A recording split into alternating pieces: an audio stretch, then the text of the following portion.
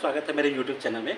भारत एक अपना नया सिंगापुर बनाने जा रहा है और यह जो नया सिंगापुर बनेगा यह आपको ग्रेट निकोबार प्रोजेक्ट के तहत बनेगा। ग्रेट निकोबार द्वीप जो भारत का सबसे दक्षिणतम किनारा है, जहाँ पे इंदिरा पॉइंट है, उसके जस्ट बगल में यह जो है सिंगापुर जैसी पूरी की पूरी टाउनशिप बनेगी, बंदरगाह बनेंगे, ठीक ना। नौसेना का और वायुसेना का बहुत बड़ा अड्डा बनने जा रहा है और यह जो क्षेत्रफल इसका होगा लगभग 166 किलोमीटर स्क्वायर क्षेत्रफल में होगा, जिसमें एयरपोर्ट भी होगा। यह कहीं ना कहीं चीन की जो हब्बन टोटा बंदरगाह है, श्रीलंका में एक बंदरगाह है हब्बन टोटा बंदरगाह, तो चीन की हसरत थी कि हब्बन टोटा को सिंगापुर की तरह डेवलप कर दे, लेकिन ऐसा हो नहीं पाया। लेकिन भारत सरकार की कब से इस पे नज़र थी और भारत सरकार ने जो ग्रेट निकोबार या कार निकोबार द्वीप है, वहाँ पे इसे अपना भारत का एक नया सिंगापुर बनाने की तलाश में है।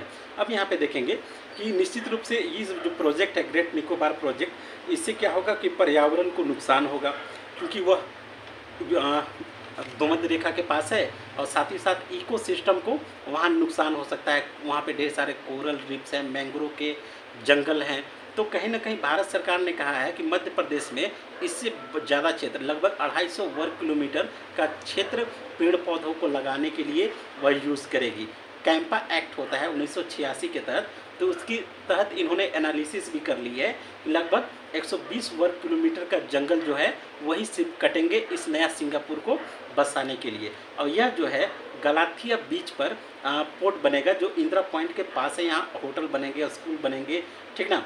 और लगभग 8.5 लाख पेड़ काटे जाने का संभावना है। लेकिन फॉरेस्ट जो एडवाइजरी कमेटी है उसने भी भारत की रणनीतिक जो उपलब्धि है उसको देखते हुए, रणनीतिक जो मजबूरी है उसको देखते हुए इस परियोजना को मंजूरी दे दी गई, क्योंकि हिंद महासागर में चीन की जो वर्चस्व चल रही है, भारत को चारों तरफ से जो पर्ल पॉलिसी है, जो मोतियों की माला जिसे नीति बोलते हैं, उसके तहत जो घेरने की नीति है, उसका ये बहुत तगड़ा जवाब होगा।